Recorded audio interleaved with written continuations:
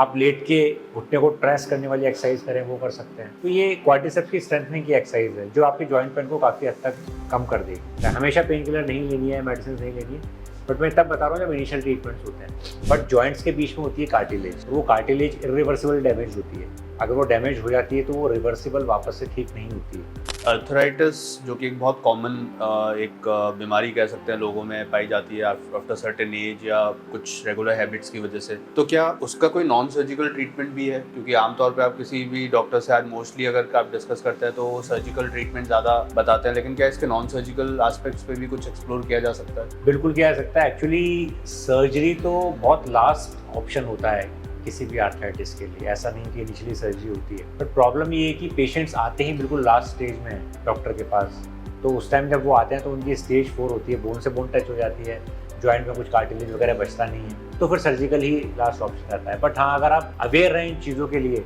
तो non surgical चीज़ें बहुत सारी ऐसी हैं जो आपको सर्जरी पे आने ही नहीं देंगी, आपको सर्जरी कराने की ज़रूरत ही नहीं पड़ेगी। तो इनमें नॉन सर्जिकल ट्रीटमेंट का मतलब है कि अगर सपोज आपको आर्थराइटिस या पेनफुल स्टार्ट हो गया है, स्टेज 1-2 है, शुरुआती स्टेजेस है जहाँ पे सर्जरी की ज़रूरत नहीं है बट आपको पेन रहता है, तो आप रेगुलर जो अपन इतनी सारी हम बातें करते रहते हैं, जो आप यूट्यूब और रील्स पे भी देखते हैं कि कैल्शियम रिच डाइट लें, डेयरी प्रोडक्ट्स लें, स्पोर्ट शूज़ पहने, स्टेयर्स और नीचे बैठना उठना अवॉइड करें, कुछ क्वाड्रिसेप्स की स्ट्रेंथनिंग की एक्सरसाइज होती हैं तो वो आप करें। तो उसमें स्ट्रेंथनिंग एक्सरसाइजेज में आप जैसे बैठे बैठे भी आप बैठे हैं, पैर को आपने सीधा ऊपर उठाया, आगे यहाँ कुछ वजन लगा लिया, 1 किलो या 2 किलो वजन कुछ भी रखा, अगेंस्ट रेजिस्टेंस आपने उठाया, 10 तक काउंट किया फिर छोड़ा, उसको उठाया, 10 तक काउंट किया, छोड़ा। तो ये बहुत एक कॉमन सी एक्सरसाइज है, बैठे बैठे कहीं भी कर सकते हैं, इसके लिए आपको जिम जाने की जरूरत। आप लेट के घुटने को प्रेस करने वाली एक्सरसाइज करें वो कर सकते हैं। तो ये क्वाड्रिसेप्स की स्ट्रेंथनिंग की एक्सरसाइज है जो आपके जॉइंट पेन को काफ़ी हद तक कम कर देगी। तो ये सारी चीज़ें हैं। दूसरा, अगर आपको आर्थराइटिस हो गया है तो फिर आप कुछ मेडिसिन आती हैं, ग्लूकोसामिन्स वगैरह जिनके अंदर आता है, वो जिसको हम लेमन लैंग्वेज में ग्रीस बनाने वाली मेडिसिन कह सकते हैं, वो हम इनिशियली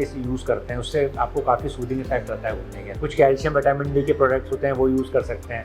कभी कभार अगर दर्द ज़्यादा हो गया तो सिंपल पेन किलर का एक कोर्स आपने 4-5 घंटा ले लिया, वो आपकी स्वेलिंग और पेन को काफ़ी लंबे टाइम तक खत्म कर देता है। हमेशा पेन किलर नहीं लेनी है, मेडिसिन नहीं लेनी है, बट मैं तब बता रहा हूँ जब इनिशियल ट्रीटमेंट्स होते हैं। दूसरा, कई बार क्या होता है कि पेशेंट को पेन इतना ज़्यादा होता है कि उनको ये सारी मेडिसिन देती फिर भी पेन हो रहा है और ऑपरेशन की स्टेज भी नहीं है, यंग एज है। तो ऐसे केसेस में हम उन पेशेंट्स को हाइलुरोनिक एसिड एक होता है, एक सब्सटेंस होता है, उसका इंजेक्शन घुटने के अंदर लगा सकते हैं, वो उनको लंबे टाइम तक रिलीफ दे सकता है। ये मैं स्टेज 4 की बात नहीं कर रहा, उससे पहले की स्टेजेस की बात कर रहा हूँ। फिजियोथेरेपी एक्सरसाइज आप कर सकते हैं मसल के स्ट्रेंथनिंग का, जैसे मैंने बताया। तो ये सारी चीज़ें हम कर सकते हैं जिनसे हम लोग प्रॉपर टाइम पे अगर ध्यान रखें तो स्टेज 4 में जाने से रुक सकते हैं। तो ये सब नॉन सर्जिकल ट्रीटमेंट्स हैं।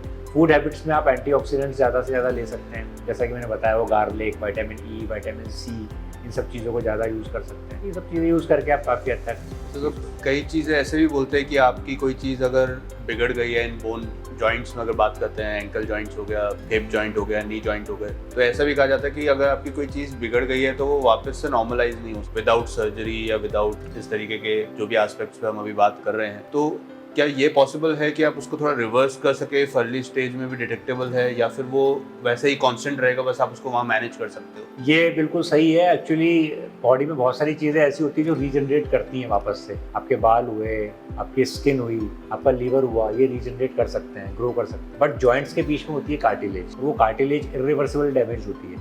अगर वो डैमेज हो जाती है तो वो रिवर्सिबल वापस से ठीक नहीं होती है।